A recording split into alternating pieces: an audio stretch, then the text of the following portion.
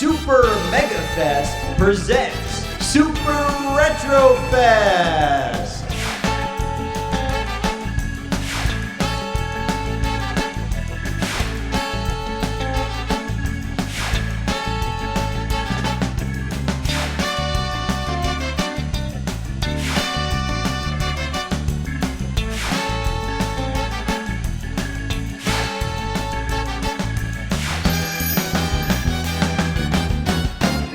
Welcome to the 2025 Super Retrofest, presented by Super Megafest, here in Danvers, Massachusetts.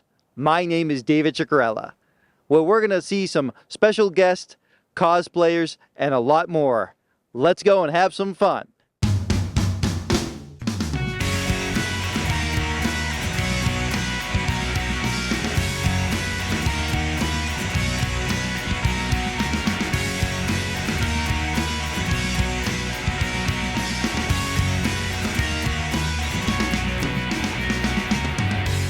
I'm now here with Marta, Kristen, and how are you enjoying Super Retrofest? Oh my gosh, it's a wonderful show, and I'm so pleased to be here and see some old friends and make some new friends. It's wonderful, and being in Boston, it's my, don't tell anybody else, but it's my favorite city. I'm loving it, and Retrofest, Ken, thank you. The promoter is probably, to me, one of the nicest, most honest people you will ever meet. And I'm so happy and pleased to be a part of the show. You're keeping the legacy of Lost in Space alive. How does it feel to keep holding the flag high for Lost in Space? Well, Lost in Space is an interesting show because there's so many people that I meet who have watched it since their childhood, and then new people, younger people, which surprises me, who watch it now. And now I think they just sort of look at it and go, there's no AI? You know, they sort of giggle at the simplicity of some of the special effects, but they still appreciate it. And the show was really about family, the core values we all hope to follow. Mark, who played Major West, recently passed away. When you think of Mark, what do you think of? I think of a man who loved life, who was funny, one of the funniest men I have ever met. Smart, wonderful actor, just such a pleasure to be with, and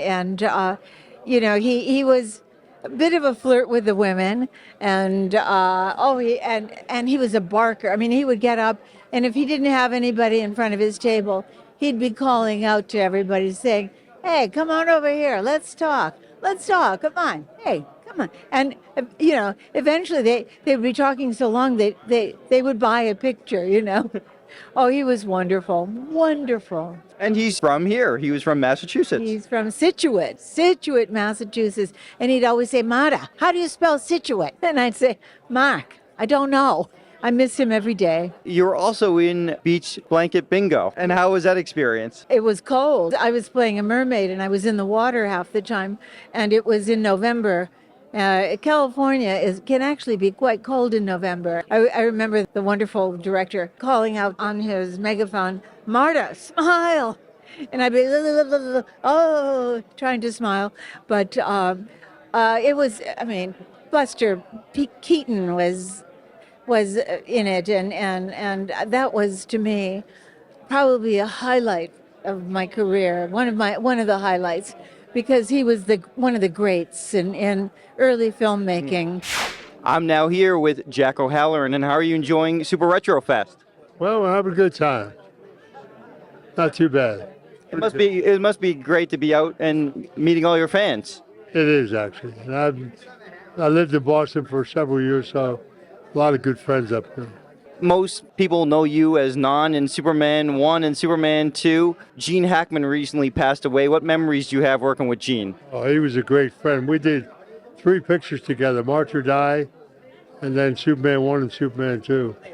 Gene was a good friend. He was sad for the way he went, but, you know, he's 95 years old.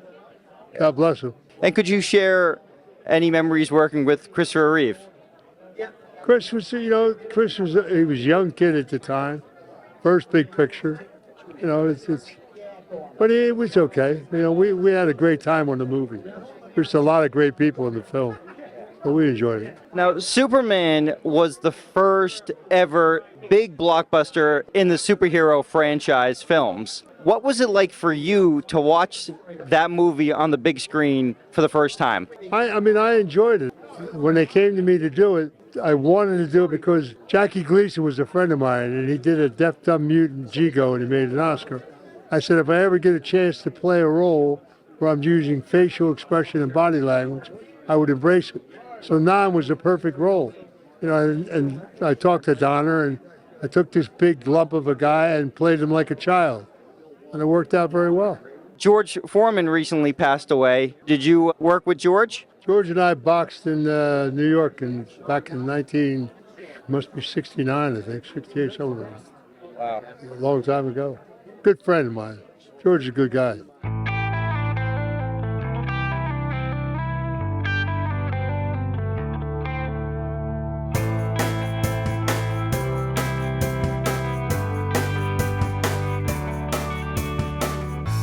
I'm now with Steve Cardenas, and how are you enjoying Super Retrofest? Oh man, it's great. I love hanging out with Ken and all the Super Megafest guys. A lot of fun. A couple of years ago was the big Power Rangers anniversary movie. How was that experience? Oh yeah, Once and Always for Netflix. Man, that was a lot of fun. You know how like you guys get the nostalgia for Power Rangers when you meet us? Well, imagine stepping on a set that you used to be on 30 years ago and it was completely recreated. Like that's amazing to me, man. A lot of fun. And how was it working with Walter Jones? Because you guys weren't on cast together originally. Right, yeah, we were not on camera the first time around, so that was pretty cool. I feel like just everything that we ever wanted with Power Rangers came full circle in that moment. So I thought it was pretty cool. Is there any talks to do any more of those? I mean, we would always be like down for sure, but whether they'll do it or not, I don't know. Like Hasbro's kind of like pawning it off now. I don't know if Disney's going to take over. I have no idea what's going on. A couple of years ago, we lost Jason David Frank. What legacy do you think he's leaving behind, especially for Power Rangers? There's no denying that he was a force. You know what I mean? Like he was just like, I mean, he was definitely the most popular one out of all of the Rangers for sure. And he just commanded everywhere, the room, wherever he went into, like he commanded that room. Even in his death, that has not gone away. Not a convention goes by that people aren't coming up and giving me their respects about JDF and stuff. And it's just, to me, it's fascinating, you know? Like, I mean, a man's memory can still live on that strong like that. With the work that his wife Tammy's doing, you know, with the Be a Legend stuff, like really trying to make people aware of suicide prevention and suicide awareness, and you know, just you never know what people are really going through. And, you know, I feel like even in that, he taught us a lesson in the sense of that, you know, like no matter how magnificent and how, you know, powerful somebody might seem and how together they might seem, they could really be hurting inside, you know what I mean? And just, you always got to step back and take a look at it from another perspective. I'm now with Batman. How are you enjoying Super Retrofest? Super Retrofest is the justice I need, but not the one I deserve. Do you meet a lot of children dressed as Batman? When I do see children dressed as Batman, I try to inspire them that they can be their own heroes. And, you know, it makes me proud because I see that they want to represent the character that I've become. So do you go to different charity events or hospitals visiting the children? Yes, I do a lot of hospital visits. I do a lot of children's charities. I also visit the kids in the terminally ill ward. I also we have a thing called Hospice Heroes where children who are terminal, who are at home, I'll go in and I'll visit the children and just discuss how proud I am of, you know, fighting the job that nobody really wants to fight, but they're heroes to me. So that must be a great meeting, not only for the children, but their parents as well. Yes, a lot of parents are very thrilled that I do this because, you know, they see the smiles from their children, and that's what they want. They want their child to feel comfortable, feel happy at the moment that we share with them. I'm now here with Spider-Man, and how are you enjoying Super Retrofest? Doing a fantastic time. My name is Boston Spidey. You can find me on Instagram. So tell me what's different about your Spider-Man costume. You look a little different than what I'm expected. So there was a short-lived 2-season Spider-Man television series starring Nicholas Hammond, and this is my homage to him. And so he had the web shooter like you have it. Only on one wrist. And he had the utility belt on the outside. Can you see okay out of that mask? Oh yeah, I can see all day. These are magnetic lenses. Are you excited for the Spider-Man 77 action figure? I'm very excited about that. I can't believe you actually know about that. They actually made a pop figure too, so that's really exciting. I did pre-order both of those. I'm now with Keith Williams, and how are you enjoying Super Retrofest? Well, so far so good. Having a lot of fun, meeting a lot of fans, and saying hi to a lot of friends that I usually hear, my art friends. Yeah, so having a good time. And you're one of the artists here at Artist Alley. Yes, I am. Have a lot of like original art, some prints and books and things like that. Can you remind people what comic books you've worked on? Worked on Web of Spider-Man, lots of Silver Surfer, all those from Marvel Comics. Also worked on things like Superman, The Phantom for King Features as comic strip. You talk about working on The Phantom. Did you ever work alongside the late, great Paul Ryan? I actually did work with Paul, such a great artist. And when he took over for The Phantom, I thought he was the best choice. What's one of your favorite characters to draw? I'd say Spider-Man. Spider-Man seems to have been part of my life for just about forever. I worked on it, like when I was at Marvel. I was also an assistant editor on the Spider-Man books for a little while. Who's your favorite Spider-Man villain? Gotta say it's the Goblin. It's the Green Goblin. Now, he has that really cool flying bat that he flies on, which is really cool. He really put Spider-Man through his paces. So Spider-Man was a very popular character. Did you have to move up the ranks of Marvel to eventually draw Spider-Man? Actually, I inked it. It was Alex Soviak who did the pencils. I did the inking. But yes, I started off as a background inker for a lot of different inkers at Marvel, and worked my way up for about a good 2, maybe 3 years before I ended up landing Web of Spider-Man. I'm now with Lorenzo Lamas, and how are you enjoying Super Retrofest? Doing well, thank you. How are you? Very good. Several years ago, you worked with Pee Wee Herman. How was that experience? Unique. We did Pee Wee Goes to Sturgis, and I was there because I had a motorcycle company. The producer, they reached out to me and my partner in business, Chad Grulock, who was also in non-scripted television. We came up with like a little scenario. Pee Wee becomes a biker. Pretty damn hilarious. And how was it being in that South Dakota area? Oh, it's a beautiful part of our country. Some of the best motorcycle riding, I think, anywhere in the world, So, yeah, I was there. I've been to Sturgis maybe 4 times, I think. You also appeared in the Nickelodeon show Big Time Rush. How was that experience? Different as Doc Hollywood. I had long hair at the time because I was still doing some characters, that Renegade obviously, but then the Immortal was after that. I hadn't cut it yet. When the producers asked me to come in and meet them for the part of Doc Hollywood, I still had long hair and they liked it, So when I came back to revisit that character, I think 2 seasons later, I had cut my hair. So they put a wig on because they liked the long hair so much from my original interpretation. They didn't want me to have short hair. So you can tell from one season to the next, okay, well, that's obviously the first time Lorenzo did the show, and then it's got a wig now. Now, on shows like It's Always Sunny in Philadelphia, one of the characters always on occasion wears a duster jacket. They mention you and Renegade. How does that feel to be quoted in pop culture like that? It's an honor to be part of the pop culture fabric. I mean, it's surprising, right, when you hear about it. I think I was referenced in Sex and the City as an actor, person that had owned a house that I think Sarah Jessica Parker's character was looking to buy. I mean, it's quite an honor to be remembered in any sense of any form in the industry. But personally to be remembered is even more special, I think. I'm now here with some monsters, Jack Skeleton and Frankenstein. How are you enjoying Super Retrofest? We're excellent. How are you? Down to some good, to see some good, the Warriors. We got Annie. We got a little bit of everybody. What a great show today. How tall are you? Right now, 7'8". And how tall are you normally? 5'7". How did you grow so tall?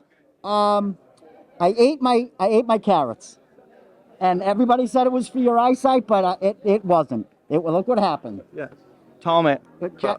What, Frank? What?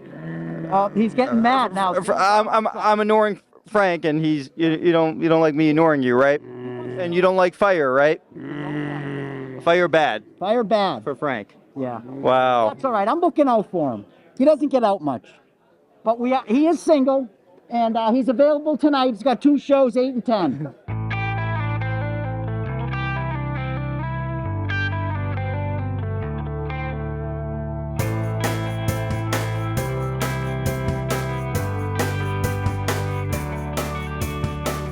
I'm now with John Morris, and how are you enjoying Super Retrofest? You know, it's really fun. I'm having a great time chatting with fans about Toy Story and The Nightmare Before Christmas and Lego Island. So you mentioned Toy Story, you're the voice of Andy. I am the voice of Andy in all the movies. Yeah, I started when I was 7 years old when I was cast, and then went all the way up through Toy Story 4. You're recording by yourself and not with the other cast members, is that correct? Right, yeah, we all recorded individually, and then at the premieres, we get to see each other and take a group photo and chat. And how was it finally when you met the cast? So much fun, and just amazing to see the whole film come together and be released, you know, to the world. Yeah. What was your reaction like when you saw the first Toy Story back in '95?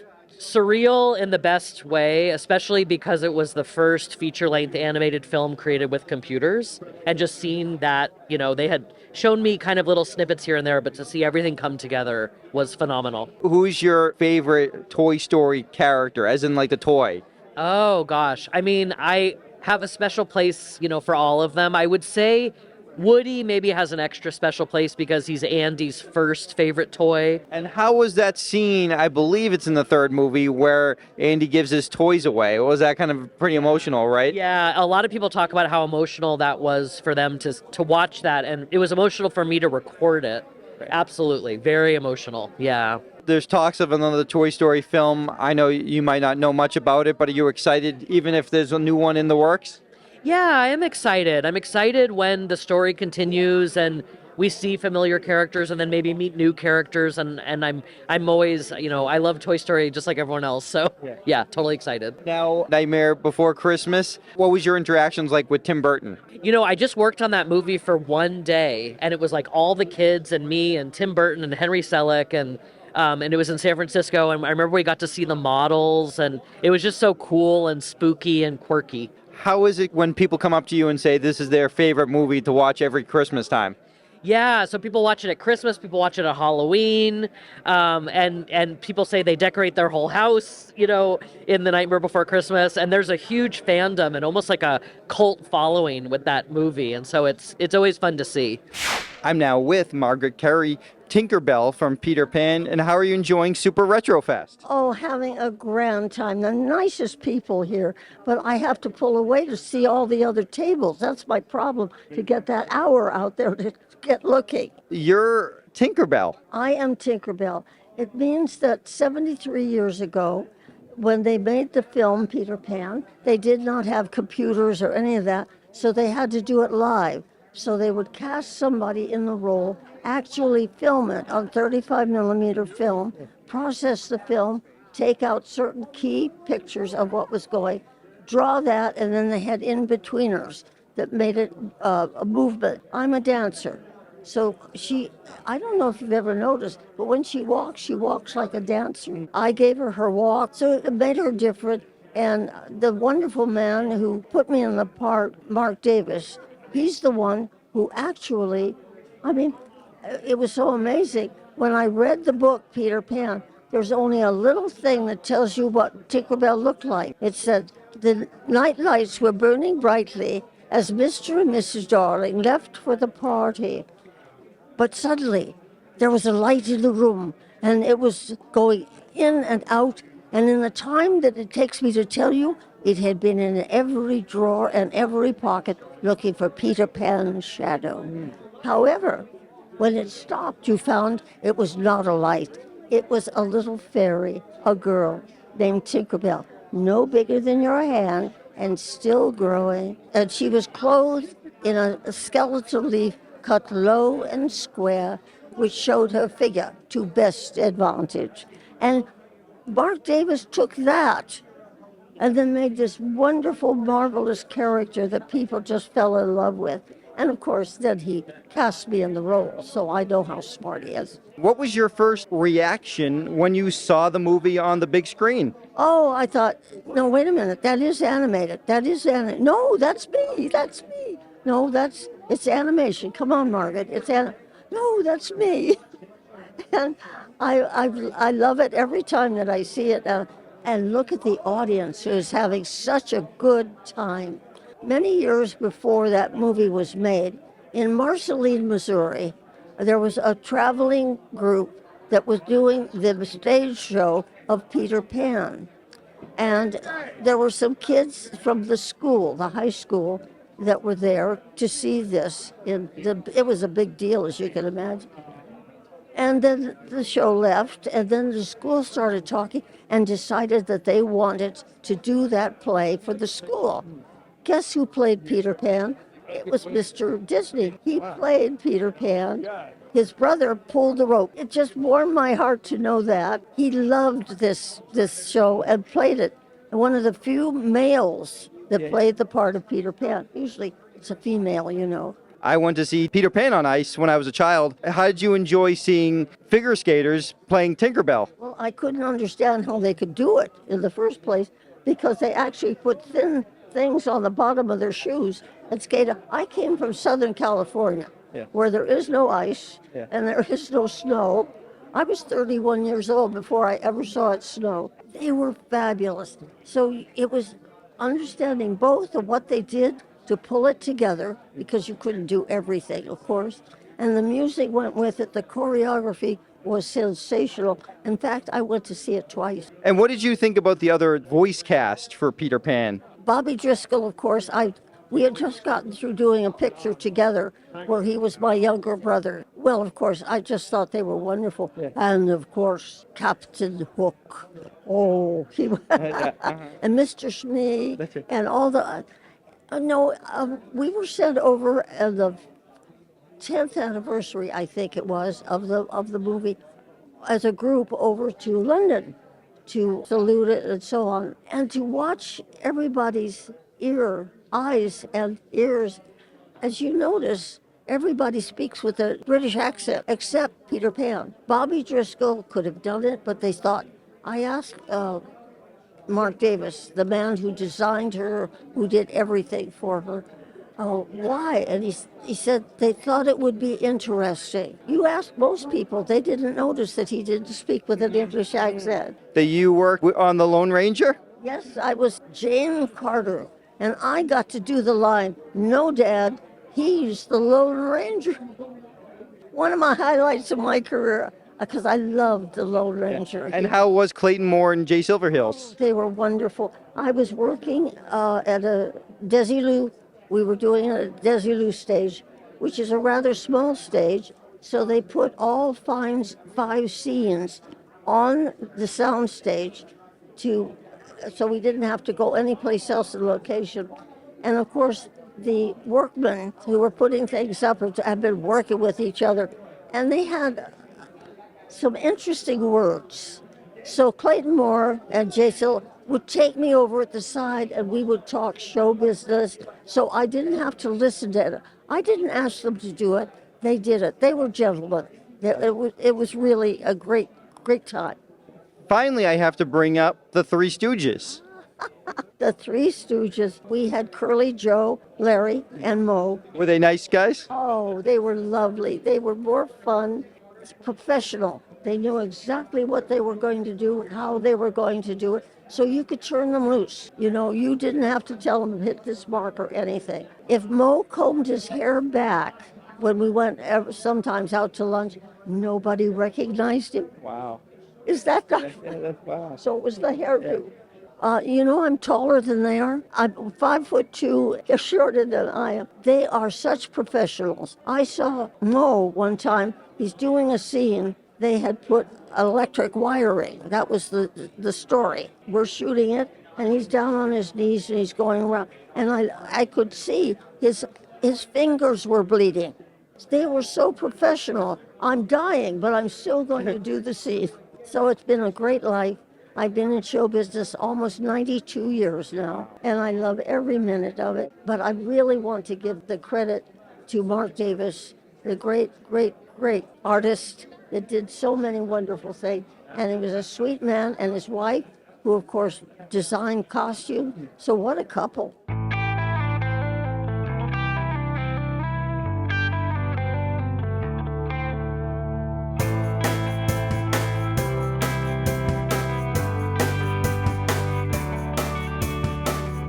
I'm now with Michael Beck, and how are you enjoying Super Retrofest? I'm having a great time. Lots of wonderful people coming by to see us. It's been fun. Could you talk a little bit about recording the Warriors in New York City? Well, at the time that I did that movie, I lived in New York. I lived in Manhattan for like 5.5 years. And so it wasn't like being in a strange place, but I had never seen the city for 80 nights, all night long. So it was a grueling, physically challenging, but a wonderful experience. All the fights were choreographed like a dance would be choreographed. And, any kind of scene was laid out and, we would rehearse it and then shoot it. And how was it many years later, all the Warriors went on the subway? It was nostalgic. It was kind of interesting for all of us to be back and getting off at Stillwell. It was cool. The Warriors is a cult movie. Everybody loves it. How is it when the fans come up to you and there's like a Warrior community? From the point of making that movie, obviously, we were young actors thrilled to have a gig. But for it to turn into the cult classic that it is, and fans all over the world, actually, who love this movie is astonishing to me. I mean, almost 50 years later, there are people from old guys like myself who saw it when it came out to kids 8 or 9 years old, and I'm always going, who turned you onto this?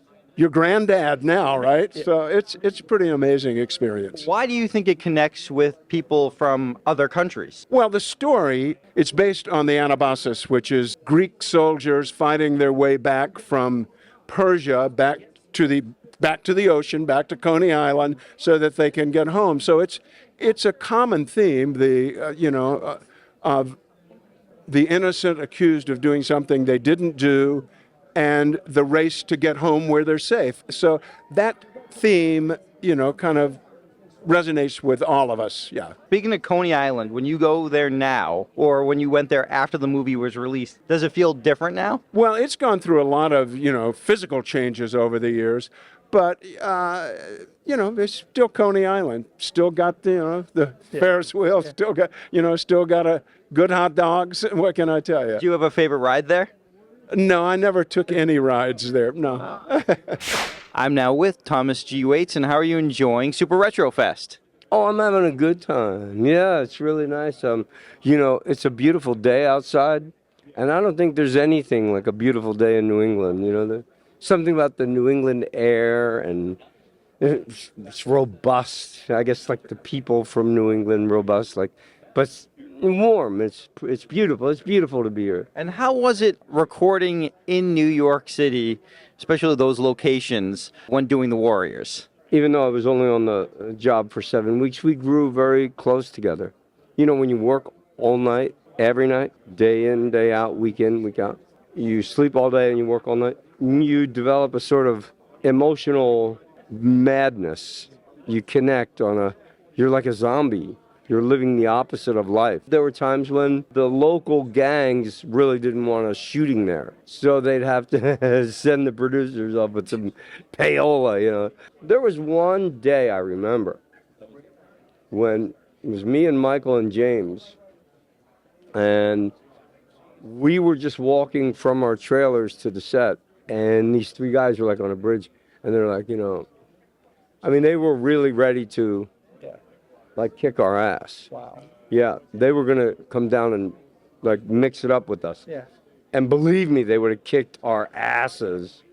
So I think they started down the stairs toward us, and we realized we're in danger. So one of us, probably Rima, said let's get the fuck out of here, and we ran to the set for protection. Was it better years later when you and your cast reunited back on the train? Yeah, it was a completely different experience, because first of all, many of us hadn't seen one another in a long, long time. And so that was really wonderful. It actually is so popular. The only thing that got more hits on the internet than that was the Pope visiting America. Why do you think the Warriors are so iconic even in other countries? And it's true that they are, because I was in Mykonos, Greece, and we met this carnival, with this woman walking around, and a kid runs up to me and goes, "Hey, it's the Fox and the Warrior." I guess it has to do with the director, really. He had a vision, that was unlike anything that anyone had ever seen. He exposed the marginalized aspect of society in New York at the time, but he did it with such unique, those crazy baseball costumes and all the costumes that Bobby Mannix designed, especially, I believe, the cinematography of Andy Laszlo, way ahead of its time. It was almost like a Clockwork Orange balletic cartoon of a film, and yet it was about, violence, and so to stylize something like that. Why did you want your name removed from the Warriors? I was an idiot? No. I was acting like a spoiled, petulant child. They fired me, and I was like, gonna get my revenge. And, it only hurt. It was like you taking poison and expecting the other person to die. That's what resentment and negative, mean, cruel things that we do to other people, that's how they come back to you. They hurt you more. You were also in The Thing. What was that experience like? And especially working with John Carpenter? Great John Carpenter. I mean, there's only one John Carpenter, and he's the best. He's not just a great horror director, but I think he's a great film director because I love the way he works with actors. John know how to describe it. I guess I would say to you that picture yourself like a young man, and you have this dream come true. You're in Hollywood making a movie. And you have this really cool guy sitting across from you, smoking a cigarette, halfway through the first week of rehearsal. And he's like, I just want to check in with you and see how you're doing, how you're feeling, how you think everything's coming along. I was like, wow. Well, this is like an amazing, snapshot of my life that he would ask me that and I could share with him. I just really enjoyed watching him work. And then I didn't really appreciate the film until many years later after if you don't know this, actors are very self-absorbed. And, when I stopped thinking about myself and watched the film as a film and the way the score, and again, the cinematography that Dean Kundi, oh my God, the composition and the camera and the intelligence of the camera I don't see movies that do that very much. I'm now with Speed Racer, and how are you enjoying Super Retrofest? I'm good. I just got in, so I haven't seen too much, but I'm real excited to meet all the Warriors. I've met a couple of them a few times, one of my favorite movies. What inspired you to dress like Speed Racer today? Well, I started going to conventions around the same time I started getting into anime. I never knew the term anime, but eventually I did. And I realized, Speed Racer was one of the OG anime. It was the first anime I grew up watching. I had a little VHS. So it was a very simple cosplay too, because I'm not really a maker, but I threw pieces together, upgraded them over time to what you're seeing right now. It got more accurate over time at the very least. And it's just when people recognize, even though it's not like the biggest thing, a lot of people do recognize, a lot of people love it. So I just keep doing it. It's become my signature.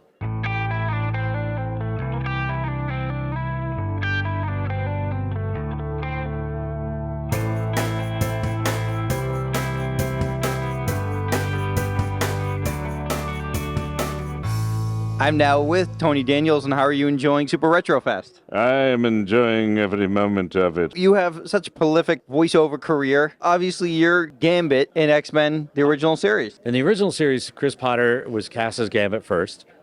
I love him. He's good. And then I played Bobby LeBeau, his brother. And then when Chris left the show, they go, okay, now you're Gambit.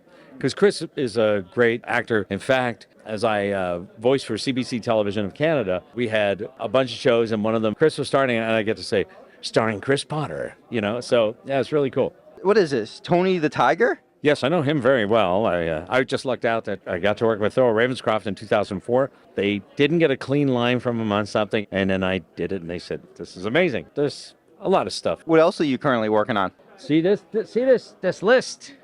this is just a partial lift of some of the ADR I've done. So, I've worked on like Yellowstone and 1923, and I've voiced for, here, you name them out. A lot. Al Pacino. I don't know what that is. Go ahead. Alec Baldwin. Oh, Alec Baldwin, yeah. Arnold Schwarzenegger. Come on, do it again. So you take these voices. Yeah, this is called ADR, automatic dialogue replacement. And what happens is folks that will say, like my buddy Tommy who plays Fox, and then the Warriors doesn't show up. I'd learn his voice, and he's not available, and they bring a guy like me in. And there's several people that do it, guys and gals, go in and we replace voices of other actors that are not available, or they just sometimes are booked on the next show and they don't have time to do it, so they'll bring us in. I'm now with Charles Michael, and how are you enjoying Super Retrofest? Oh, it's been really fun so far. Got to hang out with a lot of the celebrities and meet a lot of new people. So really fun. And you're an artist here today. Yes, I'm a full-time artist. I'm a digital artist, actually. So believe it or not, these guys right here are digital paintings that I create on my iPad, and then these are canvas prints that I repaint into one-of-a-kinds. Talk about the process. You first do the drawing on the computer, and then what? I start out by doing them on my iPad. This is a canvas print. Normally comes out flat, regular, like anything you would see at a regular store. And then I apply about 5 to 7 layers of acrylic paste. I brush in glass, glitter, and metallic powder, and then repaint it with alcohol inks and oil pens. And what's one of your favorite characters that you draw? I do a little bit like parody paintings and artwork. So the one that's been getting everybody's eye this weekend has been Shrek as the goddess Venus. Did you start originally painting old-fashioned way before you started doing it on the computer? Yes, I did. So I actually went to school for oil painting, traditionally trained. I switched over to digital painting just because oil to paint takes a really long time to dry, and the undo button on a tablet is amazing. I'm now here with Soldier Boy and Spider-Pool, and how are you enjoying Super Retrofest? It's really good. I personally love it. It's my first Comic-Con, so. So tell me who Soldier Boy is. Soldier Boy is from a show called The Boys. He's like Captain America, but better. How is he better than Captain America? He looks better. He's not like as civil, but rough more. And what inspired you to dress as Spider-Pool today?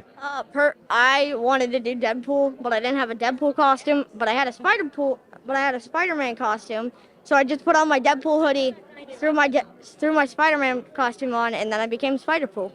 I'm now with James Jones, and how are you enjoying Super Retrofest? Oh, Super Retrofest has been amazing thus far. I'm having a most wonderful time here. How do people might know you from? Oh, yes. I am on a television series on Netflix called Love on the Spectrum. Love on the Spectrum is a television series about people with autism or similar forms of neurodiversity in their search for love, romance, and relationships. Yes, I am. The show originated in Australia, but I've been on the American version naturally. So now, is that something that you applied to be on? Yes, indeed so. So I watched the 2 seasons, the Australian version first, and when I was watching it, I felt for the cast members. I sympathized with them because what they had been through, I'd been through. I knew exactly what it was like for them. So when I heard that there was going to be an American version of the series, I knew that I could not miss that opportunity. So yes, I auditioned.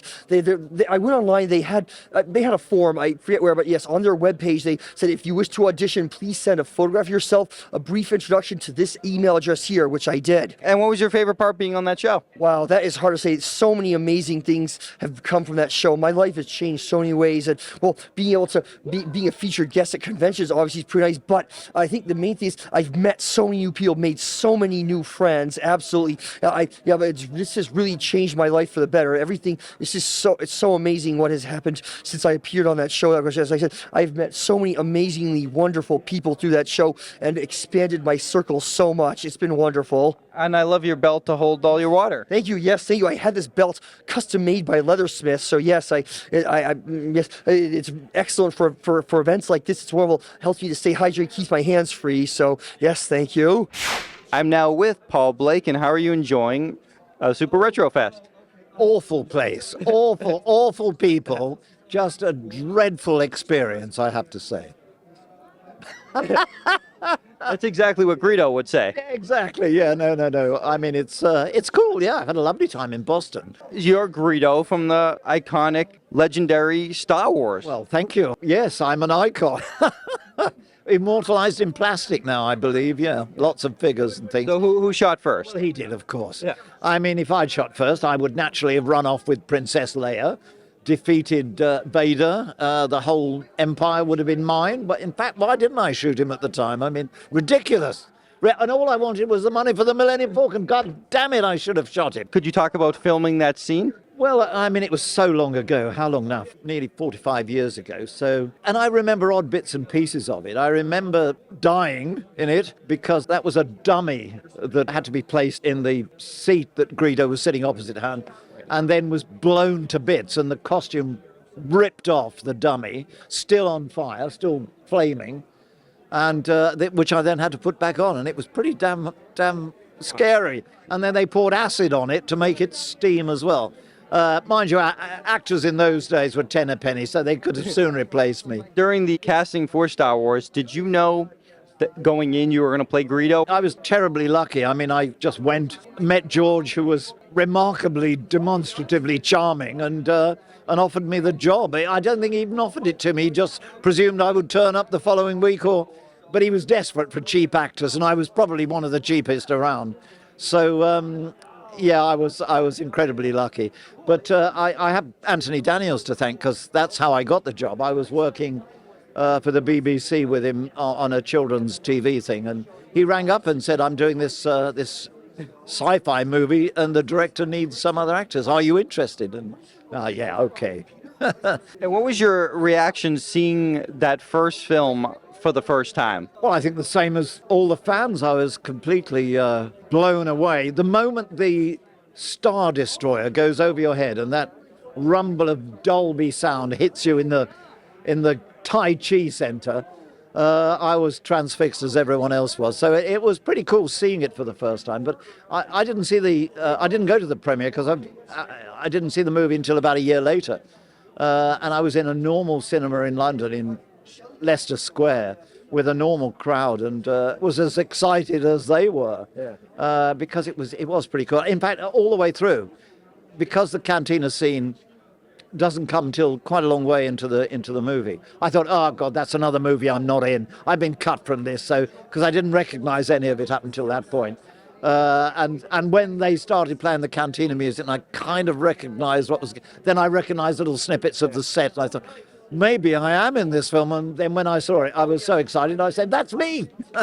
Were you shocked that Harrison Ford came back as Han Solo all these years later? No, not at all. I mean, I think it needed to go full circle, because George had written all the 9 sequences of the movie, and so at some point Han Solo's whole character had to be resolved. But I remember seeing the final film where Kylo Ren does that dirty deed on his father, and I remember the cinema being absolutely silent and pin dropping time. And then Kylo Ren takes the knife out and stabs Harrison, and then Harrison does that long fall in, and the cinema was absolutely silent, apart from me, who went, yes! 40 years it's taken to get revenge.